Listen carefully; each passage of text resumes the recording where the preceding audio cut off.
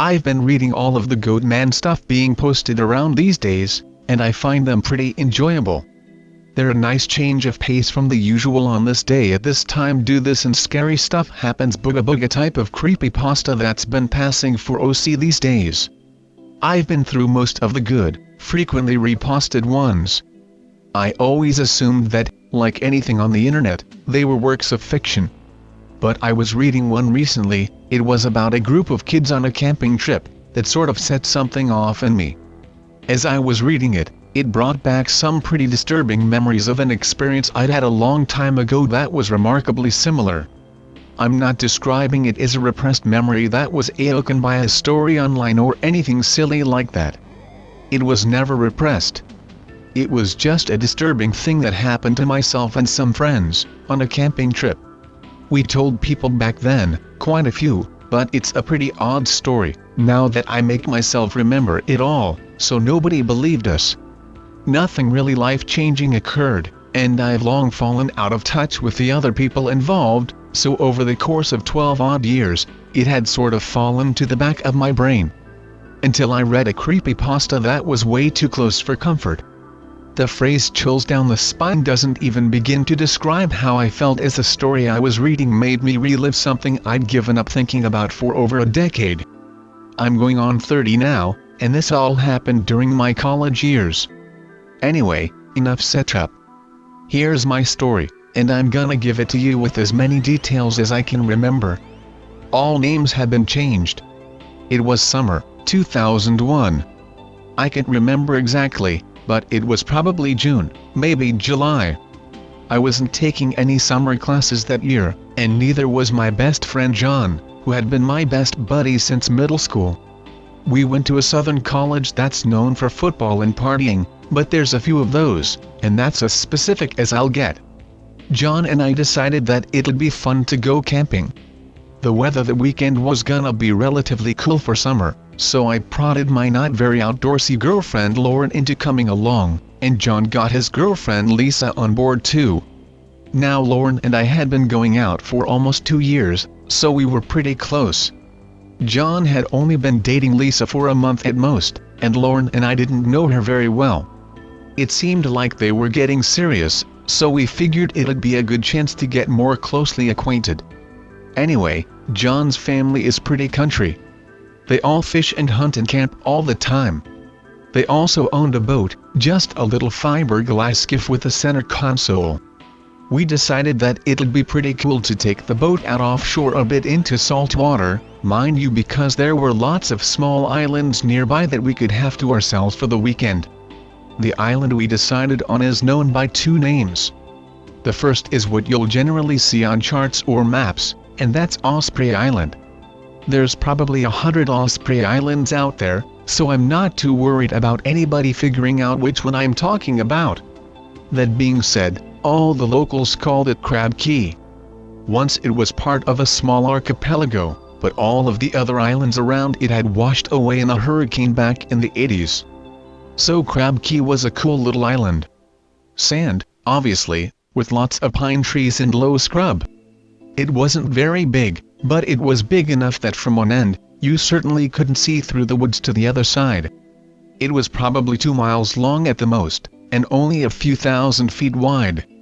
We loaded up the boat with our tents, sleeping bags, a couple of coolers. My older brother bought us some beer, which was pretty exciting at the time, and other necessities, and set out on Friday afternoon. Crab Key wasn't far offshore, so we got there with plenty of daylight left. We just ran the skiff up on the sand. It was high tide, and since the boat was pretty light, we could push it out into the surf easily. John tossed the anchor out onto the beach anyway, just to be safe. John and I had been to the island a few times before, always during the day, to fish from shore or just explore a bit, so we knew to pull the boat up near a trail that led into the palmettos. We grabbed the gear and started hiking on in. Like I said, the island wasn't very thick, so it was only about a third of a mile or so from where we beached to the spot we were planning on setting up camp. Now, in hindsight, I really regret the spot we decided to post up, but at the time, we didn't think twice about it. You see, the island had been inhabited a long time ago, by Indians. I can tell you the name of the tribe, that's not what I studied in school, but there were actually quite a lot of Indian tribes throughout the southeastern US in the past, and a lot of them lived on the coast. One of the common archaeological features they left behind are called oyster mounds. Basically, it's exactly what it sounds like. They ate a lot of oysters, and oysters have shells. When Indians lived in one place for a long time, they tended to make huge piles of the old oyster shells. So that's what people had found there in the middle of Keque. This mound wasn't huge. As an uneducated person, I'd suspect that the tribe that lived on the island probably didn't live there full time. Like I said, it wasn't far offshore, so it might have been a seasonal settlement. Anyway, the mound was about 7 feet high and big enough that the four of us, holding hands, only got maybe a quarter of the way around the perimeter. It was in the center of a clearing, and it seemed like a cool place to camp, so that's where we set up.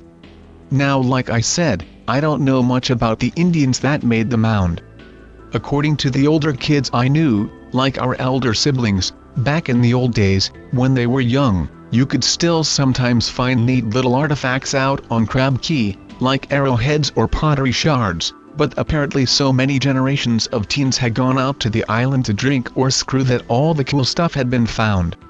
I know we never saw any relics other than the shells. We basically set up camp right next to the mound. John and I each had our own little dome tent, so it was essentially just 2 tents around a fire pit we dug and the coolers. Pretty bare bones. It was very early summer dusk, maybe 8 o'clock, when we finished up our preparations. We had a big pile of fallen pine boughs and a fire going, we had the tents up, and John and Lisa had already popped a couple of Bud Lights. We were just about to settle in for a night of underage drinking when Lauren realized she had left her inhaler in the boat. Understand that Lauren had pretty bad asthma.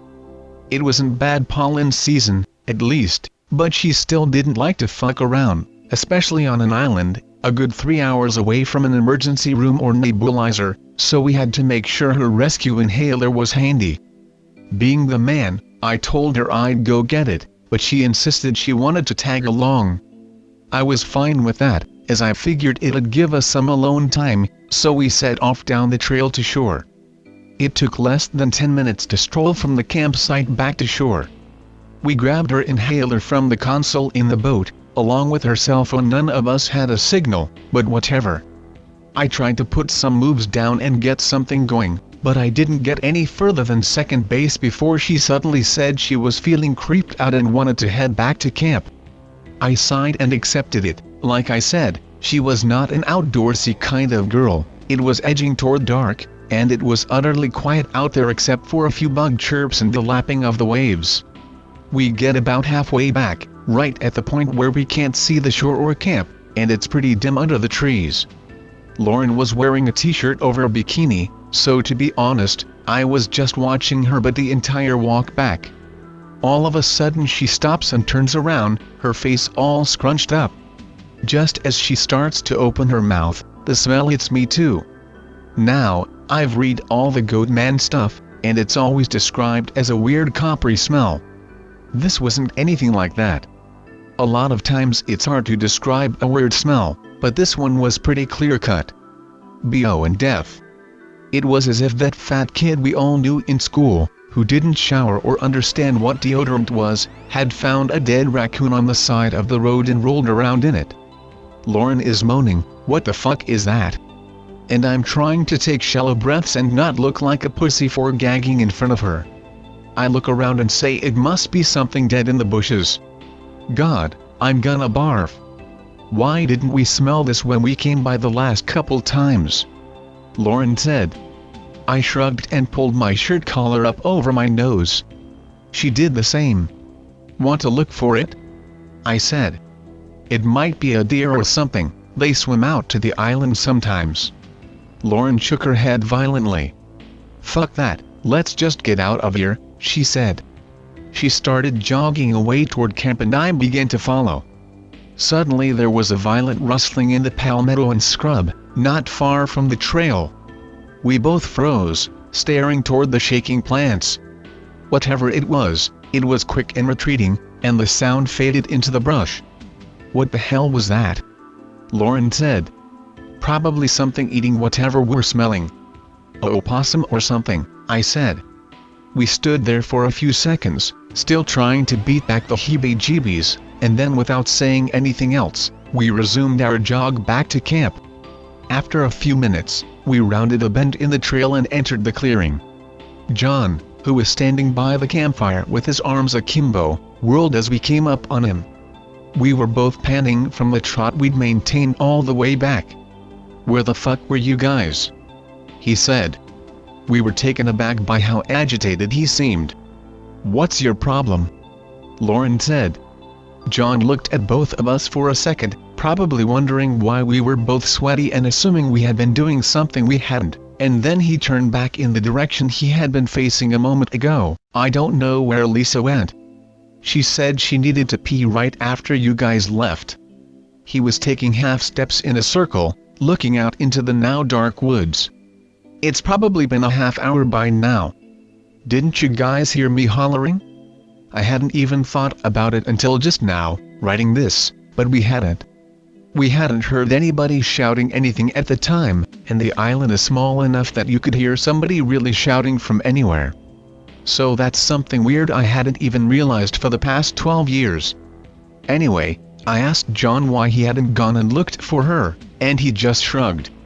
By now, I'd gotten over the creeps of the event back on the trail, so I suggested that Lauren stay in camp, and I'd go with John to find Lisa.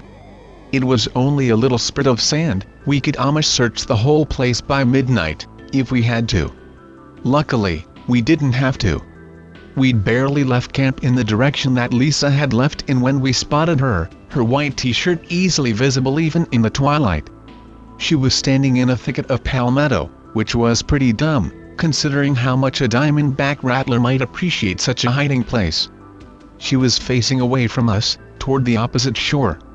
John called out to her, but she didn't respond. I called out to her, and nothing. We walked toward her, calling at her with rising apprehension, until we were on the edge of the thick shrubs. She was just standing there, back to us, staring into the dark. John and I looked at each other, thoroughly freaked out, and then he waded into the palmetto. He said her name once more, softly, just before slowly reaching his arm toward her. The moment his hand touched her shoulder, she jolted, and spun toward him, breathing hard. John jumped backwards. "John?" she shouted at him, seeming to be genuinely surprised. "What the fuck, you scared the crap out of me." "What?" John said. "We've been calling your name for 30 minutes and you're standing here like a freak, and we scared you?" She creased her eyebrows, confused, and shook her head. "I did not, I just came out here to pee." She looked down. It was only barely noticeable in the dark, but there was an obvious wet stain in her khaki short shorts. I, she stuttered, clapping her hands over her mouth. She'd pissed herself. We all stood stunned for a few seconds, and then John snapped to sense and walked back to her, taking her into a hug. "Hey," he said, "I don't know what the heck happened, but it's not a big deal." "Okay?" Lisa was speechless.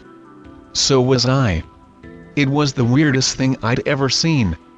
I was thinking to myself about seizures or something. Meanwhile, Lisa starts crying softly into John's shoulder, and he turns to look at me with this "go back to camp while I take care of this" look. So I did just that.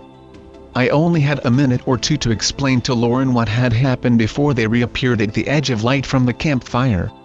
Lisa was looking at her feet, her face still deeply red, but John, without a word, went into their tent and came back out a moment later with some fresh clothes for her. She went to the other side of the oyster mound, and when she came back, she was wearing some jean shorts and a yellow tank top. I guess she'd thrown everything else she was wearing out into the woods, because she wasn't carrying any of her old clothes. The three of us had taken seats around the campfire, still silent, and similarly silent. She joined us. It took some time, but after we'd all had a few beers, things lightened back up. The mood turned fun, we all got a buzz, and the rest of the night was what we had been hoping for. Jokes, making out, just a lot of bullshitting. We turned in sometime in the early morning, I got laid, and all was at peace with the world. Until, of course, the sun came up. I was woken most unpleasantly by John shouting my name. I jerked upright from the deep, black sleep of the drunken hungover, gasping for breath the way a drowning man does when pulled above water. John had unzipped our tent and was yelling at me from the circular entry. Lauren was pressed against me in the sleeping bag, dude, and moaning for John to shut the fuck up. I couldn't even get a word out through my dry mouth, so I waved him off while nodding, trying to signal that I was getting up. John backed off, finally quiet, leaving me to extricate myself from the arms of my naked girlfriend and the nice, comfy sleeping bag. I pulled on some shorts and a shirt, and groggily climbed out of the tent in the humid morning air. John was frantically pacing around the blackened remains of our campfire. He whirled toward me as soon as I was out of the tent. "Dude," he said frantically, "Lisa is fucking gone." Nothing was registering with me yet. I yawned and stretched. "What? Lisa is fucking gone." When I woke up, she wasn't there. I've been fucking shouting. "How the hell did you not wake up?" I shrugged, still not fully invested in the conversation. "I don't know." "What?" It was starting to crystallize in my head. "Lisa was gone." "Lisa is gone?" I said. "Yes." I said something intelligent like, "What the fuck is her problem?" John had already turned around and started into the brush. "Come on man, we've got to find her." I hesitated for a second, and then turned to poke my head back into the tent.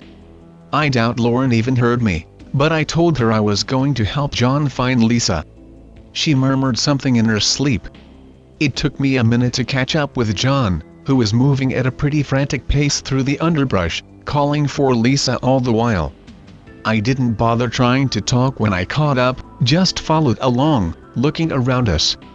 The island is pretty wide open, nothing but straight-trunked pine trees and low scrub, so you can see a pretty long way. It isn't some twisted, gnarled old-growth forest, and it isn't claustrophobic at all. "Lisa!" John was shouting. It seemed pretty silly, when I think about it.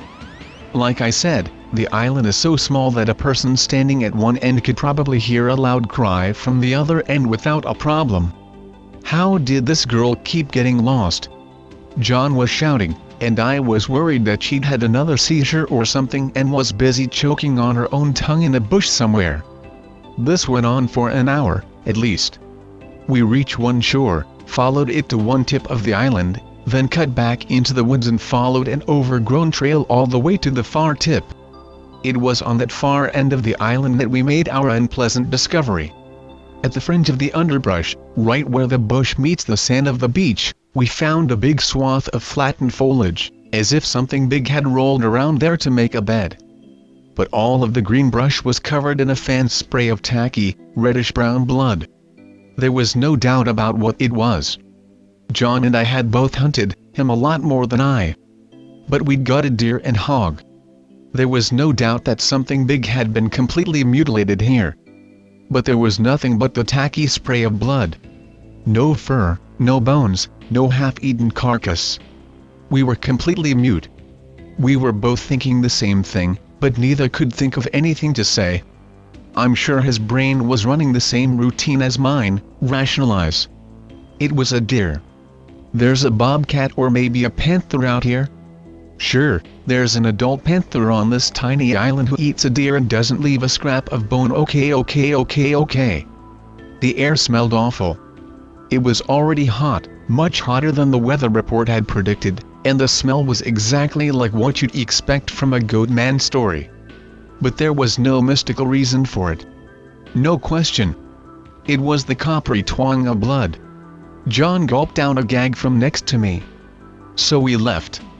There was no reason to stay. We hiked through the woods, past the gore-covered matted clearing, back toward the camp. John grew more and more frantic, and I grew more and more annoyed. I'm not going to say I wasn't worried, I was. I really was worried about Lisa, but I barely knew her, and in the past 12 hours she had mysteriously disappeared twice and was pissing up what was supposed to be a fun weekend, and to top it off, was royally freaking me the fuck out. So we get back to camp, and guess what we see? I'm sure you already have. Lisa and Lauren are sitting next to the campfire, which is burning again, cooking up some bacon from the cooler. I sigh and mutter something profane under my breath, but John fucking loses it. He runs into the clearing, gibbering like a madman, yelling at Lisa. "Where have you been? We've been shouting for you all fucking morning.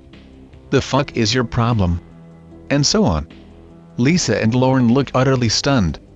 Lisa just stares at him silently, eyes wide. But Lauren takes it for a couple seconds, and then jumps up and starts giving it right back. "One more real quick. Fuck you asshole, why don't you settle the fuck down? We haven't heard you shouting anything. Why don't you just relax?" About halfway through her counter-assault, she starts glaring at me, like I had anything to do with it. So I walk up, put a hand on John's shoulder, and give him the kind of quick calm the fuck down lecture that only a close friend can give. Afterwards, he shuts up, and sits down next to Lisa. "Sorry. I was just really worried," he mutters. Lisa just nods. So we sit around the fire for a bit. We eat some bacon, except for Lisa, who takes her share just stares at it. Some more awkward silence, and then Lauren grabs my shoulder and gives me a "let's go somewhere private" look. We make our excuses to John and Lisa, and head into the woods on the far side of Oyster Mound. We get a few hundred yards down a trail, when Lauren spins around to face me. "What the fuck is up with them?" she says. I'm unprepared, and just throw up my hands in a, "What, me worry" gesture. First she disappears last night, then you guys disappear this morning, and she hasn't said a word since I got her out of the tent. I'm just shaking my head, having no idea what's going on. "Hang on," I say, "John woke me up because Lisa was missing this morning, and we've just spent the last couple hours tromping around trying to find her. Then we find you guys making breakfast like nothing ever happened." "What do you mean she was in the tent?" Now it was Lauren's turn to look confused for a second. "I got up after you left, and she was in their tent. I woke her up, got the fire going again, and we've been sitting there, awkward as hell because she won't say anything, waiting for you two to." We just looked at each other for a long moment. "This is fucked up," I said. Another long silence. She nodded, digesting her own thoughts. "I want to go home," Lauren said. Part of me wanted to disagree, wanted to man up and chalk it all up to silliness and get our weekend back on track. But all I did was nod. "Okay," I said. We headed back to camp. John and Lisa are still sitting right where we left them, still silent. For some reason, I feel like I need to explain to John what Lauren and I have been discussing, so I ask John if he can come down to the boat with me to get some stuff we left there, while giving Lauren and I know what I'm doing look. John agrees and we head off. 10 minutes later and we're standing by the boat, which is resting completely on the damp, low-tide shore, a good 10 feet from the shallow, lapping waves. "So John," I say, "Lauren and I think we should leave as soon as we can." "Huh?" John responds. "How come? How come? Seriously? How come your girlfriend frigging keeps disappearing?" John starts shaking his head. "Fuck you man, that's not cool. Look, I don't know what happened last night. I'm thinking she's a secret epileptic or something. I don't know, but it doesn't matter." We stare at each other for a few seconds. "Lauren says she was in your tent after we left." "What?" John stammers. "Are you sure she was? You know, gone?" I ask, trying to make some sense of the situation. "Are you kidding? I think I can tell if there's a second person in my fucking tent, dude." Okay, I say, raising my hands in a settle-down gesture. "Lauren just said that after we left, she got up, and Lisa was asleep in your tent. I don't know what the fuck is going on, but I agree with Lauren that we should just call this a weekend and head back." John was shaking his head, trying to figure out what he wanted to say, when I saw his eyes focus on something behind me, and widen. I turned, and immediately saw what had caught his attention. The plastic housing had been yanked off of the outboard motor of the boat. It was laying in the boat, the clips that held it in place snapped off. The motor had been brutalized. Vandalized, really. The spark plug wires were yanked out, ripped and torn apart from the plug heads. Most of the other wiring was ripped to pieces. The prop was completely gone, as well as the pin. It took a few seconds to sink in, just how fucked we suddenly were. What the fuck? We both said at the same time. Before either of us had had a chance to fully internalize what we were seeing, a piercing scream echoed out of the woods behind us, coming from the camp. Without a thought, we set off down the trail at a dead sprint. We found Lauren sitting in the middle of the trail, 100 feet or so from the bend that entered the clearing. She was on her knees, knuckles in her mouth, hyperventilating. She looked at us as we ran up to her, eyes confused and panicked. "Baby," I said as I fell to my own knees next to her, putting my hands on her shoulders. I shook her and called her name. She blinked a few times, her eyes seeming to focus on mine. "What is it, baby?" I said again. She just shook her head and pointed. John and I turned to look. In a pile at the base of a palmetto plant, just on the edge of the trail, were a pair of jean shorts and a yellow tank top. They were stained dark red. "What the fuck?" John said, moving toward them for a closer look. I, Lauren stammered. "I was coming out to." She leaned in close, whispering, "I had to poop," she said into my ear. "I was coming back to camp and goddammit," she shouted. She started hitting me, softly, in the chest, her hands balled into fists. "What the fuck are you guys doing? What the fuck is going on?" "Dude," John said from behind me, "these are Lisa's." We stared at each other. None of us could think of anything better to do. "I want to go home," Lauren said. I promised her that we were, soon, but we had to go pack up.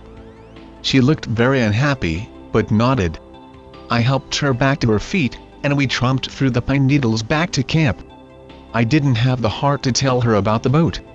We get back to camp, and there's Lisa, sitting calm as can be by the almost dead campfire. John runs over to her, almost as if he's surprised to see her still in one piece, and he takes her in his arms and starts whispering into her ear. Lauren and I can see from his face that he's going to pieces, but he seems to be doing his best in a crazy way, at least to comfort and get through to Lisa. We're both just glad that she is, in fact, in one piece. We stand awkwardly at the edge of camp for a bit, watching John whisper reassurances to Lisa. Eventually I decide I need to fill Lauren in on the boat situation, so I lead her a bit away and tell her what we'd seen. I was expecting a Lisa-level freak out, but she took it more calmly than John or I probably had. "It must have been an animal," she said, completely matter of fact. "Raccoons tear stuff up all the time." There was no questioning in her voice. I nodded. "You're probably right." It only took a few seconds to convince myself. It was probably a frigging raccoon. Keep in mind that I had, in fact, experienced raccoon mayhem many times in my life. They can actually cause some pretty serious damage if they want to get into or out of something, and it wasn't hard to make myself believe it.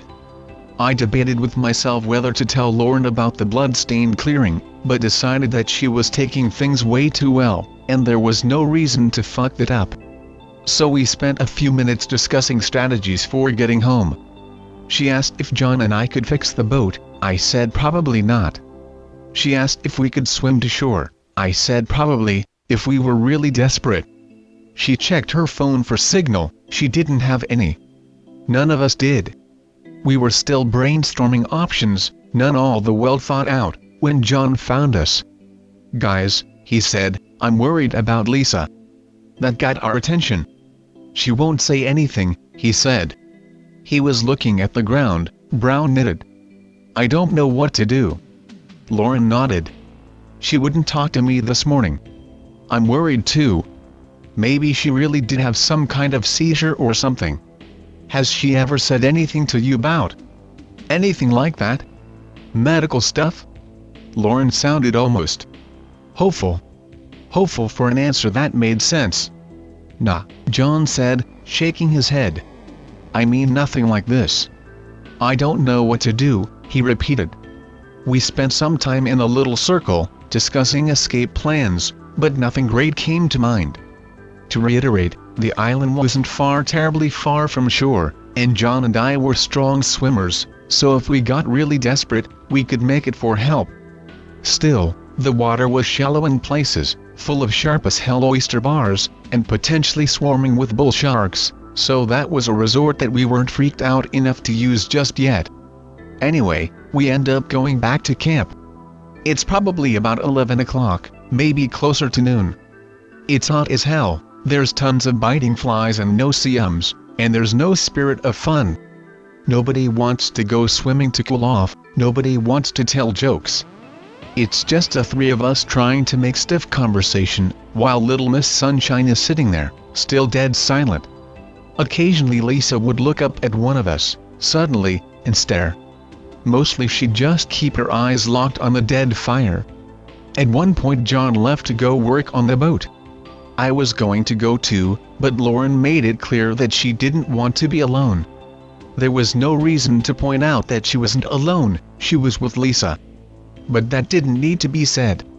John was gone for an hour or two, and he came back looking dejected. I knew that was coming, the motor was trashed. So the afternoon passes by, with the three of us basically stunned into inaction.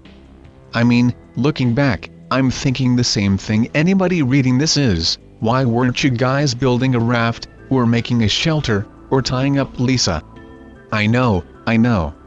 But we were young, and, again, nothing outright crazy was going on.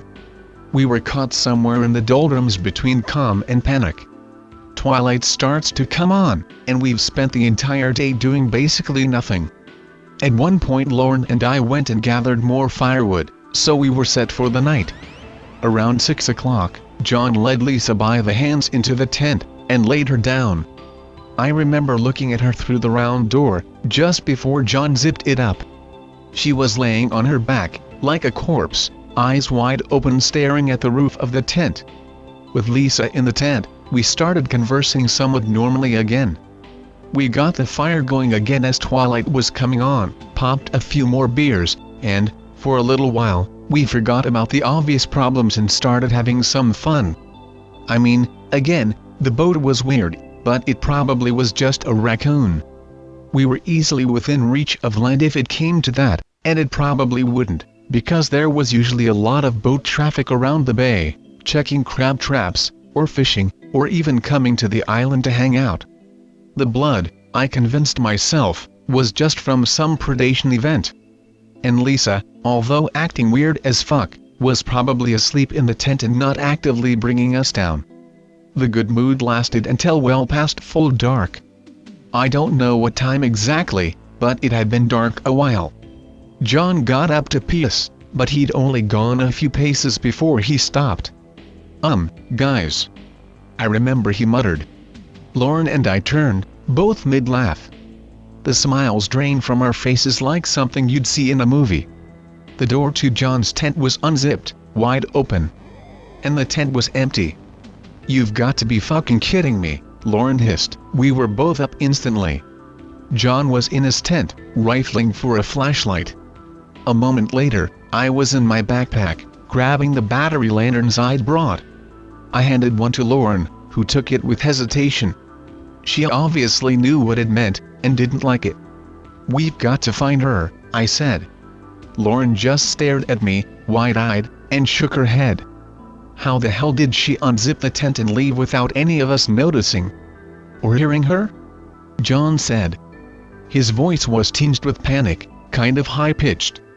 He was shining his mag light beam in random directions, the white light cutting through the dark pine woods. Let's split up, he said. Fuck that, was my instant reply. I don't know if you've never seen a horror movie, but there is no way I'm leaving Lauren alone, and there's no way I'm going out there, alone, right now.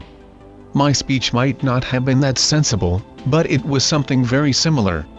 Lauren obviously agreed, so John formed up with us, and as a small triangle of bodies and flashlights, we set out down the weedy trail that started nearest to the tent. To reuse the phrase, we went about this Amish search for a while. Arms pretty much linked, eyes and lights facing in every direction. We'd grown up on Scooby-Doo, we weren't letting anybody fall through a trapdoor, or a reversible bookshelf. When we'd first left camp, we'd been shouting Lisa's name, but after about 10 minutes, we gave up. She absolutely would have heard us, but she absolutely wasn't answering. So we searched in silence, guarding ourselves against the seemingly inevitable horror movie moment where the cat leaps out of the closet while the guy with the hatchet is under the bed. Anyway, we worked our way around pretty much the entire island. If it was, hypothetically, midnight when we started looking, it was probably 3 or 4 in the morning now. I could tell from the sky that dawn was a while off. Suddenly we realize we've come around to the boat. Lauren breaks from the group a bit, and goes over to the boat.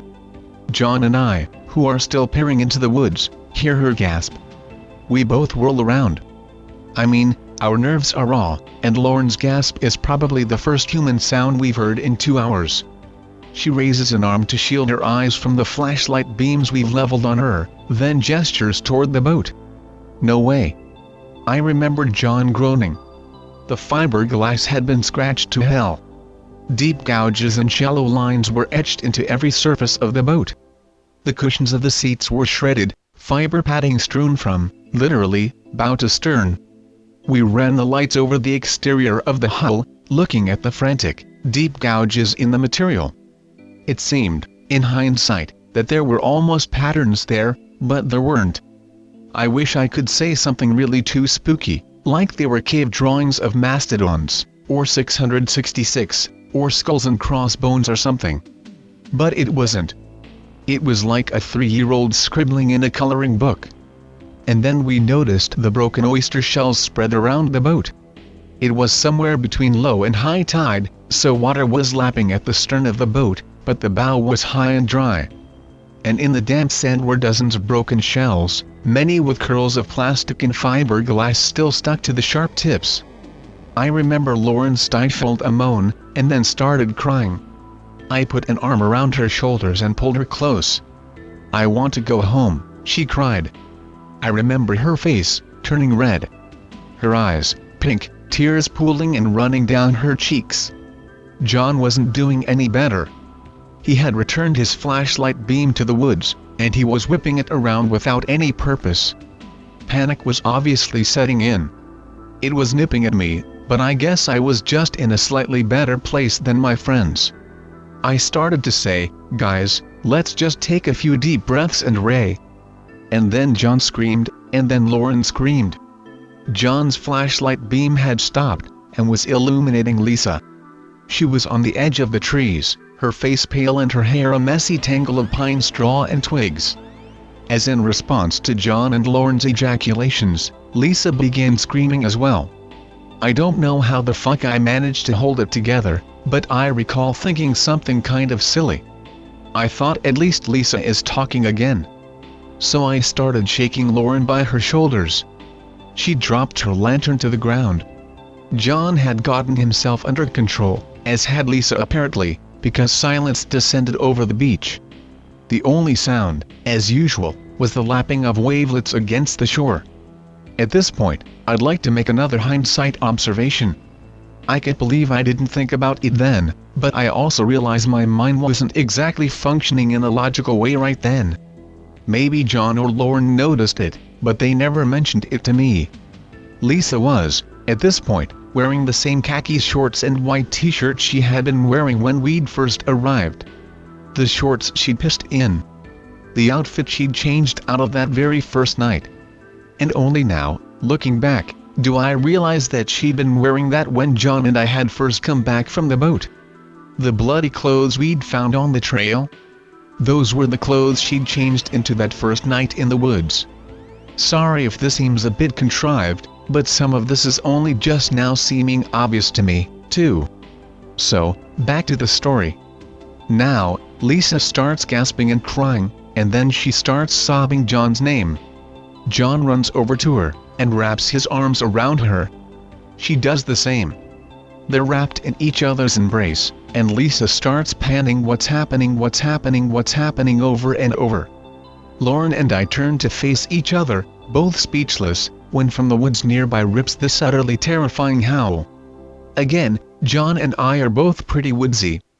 John more than I, but we're both campers, we're both hikers. He hunts with his family a lot. We were both stricken by this sound. The smell from before I could describe, but the sound I really can't. If you've ever heard raccoons mating, they make this wild, high-pitched ululating sort of screech. That's the bass. Put on top of that a helping of fake Bigfoot groans from those awful Animal Planet specials and maybe some T-Rex from Jurassic Park, and you can kinda imagine what I'm talking about. The four of us freeze. John and I, the only two still holding flashlights, spin to face the sound, but there's nothing there. I hear Lauren mutter "Oh God" from beside me. I reach out an arm sideways, the way a dad does to hold his kid back when he slams on the brakes in the car. The howl comes again, this time seemingly closer. John, who's still holding Lisa by the shoulder, starts to back up toward Lauren and I, who are nearer the boat. I hear John muttering fuck under his breath. Finally, the howl bursts out once more, this time way too close, and there's a frantic commotion from the underbrush. Something is definitely come toward us now, and fast. John twirls Lisa around by her shoulder and starts to run, trying to close the 50-odd feet between us. As he does so, I do the same to Lauren, spinning her and running for the boat. Now, I have no idea why we all instinctively ran for the boat. It was a third beached still, and the motor was dead as dirt. But, hey, we weren't really thinking at that moment. So I'm basically throwing Lauren into the boat, when I hear the muffled scuff of something hitting beach sand, and a curse from behind me. I turn to see that John and Lisa have fallen onto the beach, and John's flashlight has tumbled away from him. At the same time, Lauren slips on the wet fiberglass of the boat, and falls down into the bow, taking my flashlight with her. This is the point that I still find hard to believe or remember, but I'm going to type out the first things that come to mind, and trust it to be as accurate as possible. I'm looking at the vague, dark forms of John and Lisa laying the sand, maybe 20 feet away from the boat. The moon is pretty dark, maybe a quarter moon. From the brush and scrub emerges this shape. It's human, but it's not right. It'll be hard to describe, except, well, Lauren and I saw a movie a year later that really helped. I remember when he appeared on screen for the first time, the character. I felt cold, and then a bit nauseous. Lauren simply stood up and left the theater. I followed shortly after. It was actually one of the last times Lauren and I saw each other. It was Lord of the Rings, The Two Towers. And of course, the character was Gollum. The shape was, like I said, humanoid. Very pale. It almost shimmered in the faint moonlight. It padded across the sand four-legged, like an animal, but awkwardly. Its body was obviously not designed for quadruped locomotion. I watched with wide eyes as it beelined for John's fallen flashlight. It leapt upon it like a cat on a bird, and began thrashing it against the sand, grasping it and beating it into the shore again and again. This all happened in the blink of an eye, really. John, staring at this occurring only a few feet from where he lay, managed to pull himself together and drag Lisa back up, half running and half crawling toward the boat. I helped him toss Lisa in, and together we began shoving at the bow of the boat, trying to get it back into the deeper water. I didn't look back at whatever was happening on the shore just behind me. The thing was squealing now, like a pig in shit, as the saying goes. I could still hear the thumping of the light hitting the dense, wet sand. And there was the light itself, of course. The beam of light was slicing up and down toward us, illuminating the boat, then up into the sky, then back down. And then nothing. It went dark. Immediately the thumping stopped. John and I had succeeded in getting the entire boat back into the water, but it was still very shallow. Our feet were wet, but the water wasn't even up to our ankles. The girls were now screaming from where they were laying in the bow of the boat. And then the thing screamed from behind us. If it was terrifying before, from the woods, it was far worse when the thing was screeching down the backs of our shirts. I turned to look, and what I saw, well, I don't have any trouble remembering that part of the story. I don't need any help to describe. It was like a silverback gorilla. Not so thick and muscular, but the same pose. It rested on its legs, hunched low. Two stringy, muscular arms beat the sand around it in a rage. I couldn't see the face that clearly, after all, it was dark. But I was struck by a sense of humanity. There were two eyes, there was a nose, there was a mouth. Perhaps a bit distorted, but not so noticeably as the body. At least not in the shadows of the sliver of a moon. Anyway, it howled again and seemed poised to charge at us. What I did next was purely reflex. I reached down into the bow, and yanked from beneath the prone body of my terrified girlfriend the lantern she had pulled from my hands. At the time, I meant to throw it at the thing. But I missed. I missed bad. The lantern whirled past its shoulder, and landed with a puff of sand at the edge of the beach, just short of the palmettos. The thing seemed surprised, it sniffed the air. Then it turned, and in an instant, it was after the light. John and I couldn't move for a few moments, but the urgency of the moment took over again. We were shoving at the boat, using every ounce of ability. Finally there was a squeak, and the boat was free of the sand. We pushed more, forcing it into deep water. Then we both climbed in, and turned, and watched. We could still see the frantic movement of the lantern, just a beam of light, being pounded against the sand. Occasionally we would hear a squeal or a groan from the thing on the beach. Finally, after 30 or 40 seconds, the light flickered and went black. Then there was silence. The only sound was the lapping of the water against the side of the boat. The current, luckily, was taking us away from the island. We drifted for a few hours before the sun started to come up. By then, we were close enough to the mainland to entertain the idea of swimming in. Lisa, though, was still pretty much out of it. She was talking and crying, but nobody thought it was a good idea to put her in the water. So we waited. Eventually we drifted near another boat, a charter fishing guide out with a client. We babbled some story to him. I'm sure he assumed we were just some dumb, drunk kids who got lost and almost died of heat stroke. Either way, he towed us in. And that's about the entire story. Like I said, we told plenty of people. It wasn't some great secret among us, but nobody believed it. Lisa and John broke up almost instantly. They didn't even really break up, John just never saw or spoke to her again. Lauren and I lasted a bit longer, we just stopped talking about the event one day, until that night at the movies. I drove her home. We talked a few times on Trillion, but we never saw each other again. And then 11 years go by, and some stupid stories on the internet stir all this shit back up, and I get a bug up my butt to write it down. Sorry to add another creepypasta to the pile. Even sitting here, rereading this, I keep telling myself it must have just been some cracked out homeless island bum, or even one of our older siblings playing the king of pranks. But I just don't know. And I guess I never will. So that's about it. Sorry if the ending is a bit anticlimactic. Like I said in the beginning, nothing really life-changing happened. None of us ever spoke to Lisa again, as far as I know. After Lauren and I split up, we, similarly, never had contact. She transferred to a school in California in her junior year. John is the sadder story. He pretty much dropped out right after this all happened. He never went back to school in the fall. We hung out every now and then, but slowly he just stopped returning phone calls or emails. Eventually he completely fell off the radar. The last thing I heard of him was from his mom, probably 2 years after this all happened. He had moved out, and didn't leave any contact information. Since then, in the modern age of the internet, I look for him now and then on Facebook, or LinkedIn, things like that, but I've never seen any sign of him. I definitely worry about my friend.